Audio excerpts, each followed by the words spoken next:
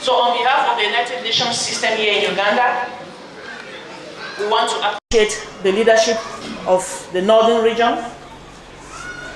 We want to appreciate all what you've said here since yesterday. And on behalf of the UN, I want to say that we are committed as the UN in line with Agenda 2030 of the Sustainable Development Goals.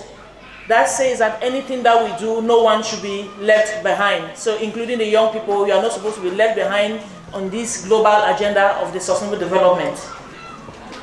We also know that in Uganda, as you've rightly said, in the statistics that you provided, that Uganda has a very young population, which we all know, and that young population is made up of young boys and young girls. And we want to say that because of the young population, there is a lot that has to be done for the young people. And as the UN, we have come together and put up a document. We have a UN strategy to support the adolescent and youth agenda in Uganda.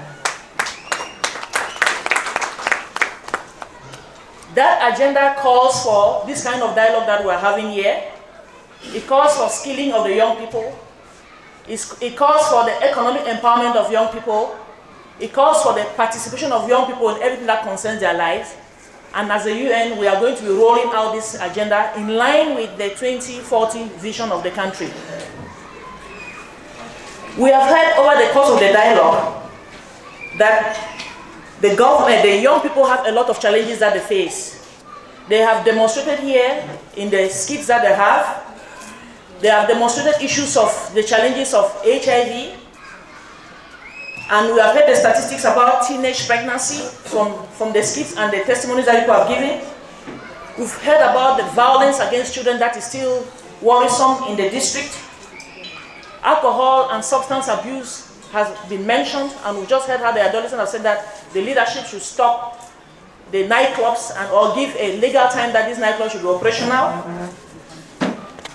We have also heard about the education of the girl child, as I've actually shown on my t-shirt, that the education of the girl child is very, very important.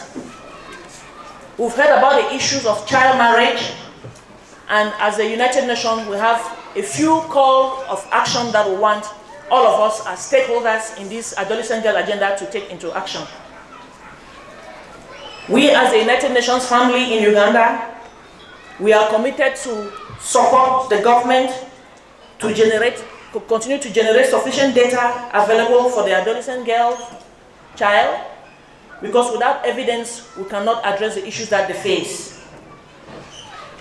The district chairperson talked about developing bylaws, and we've heard about the commitments from the different stakeholders, that there is need to develop a legal and policy instrument to support the agenda of the girl child.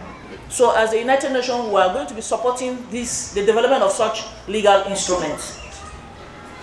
There is also the call to action to invest more in the adolescent health, education, and economic empowerment and social protection for the girl child. We are also saying that collectively we should confront and address the negative social norms. The cultural leaders mentioned here, the religious leaders mentioned here, even the teachers and the young people themselves mentioned that there are negative cultural norms that should stop, but we should promote the positive ones.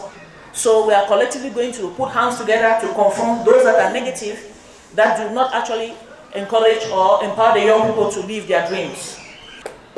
So ladies and gentlemen, on behalf of the United Nations system again, we want to pledge to continue supporting through the Office of the First Lady, the champion on the adolescent girl agenda, to confront these challenges that our young people face and to ensure that there is inclusive development in the life of the girl child. The conversation has to continue. No one will be left behind. We commit to support this initiative. Thank you for listening.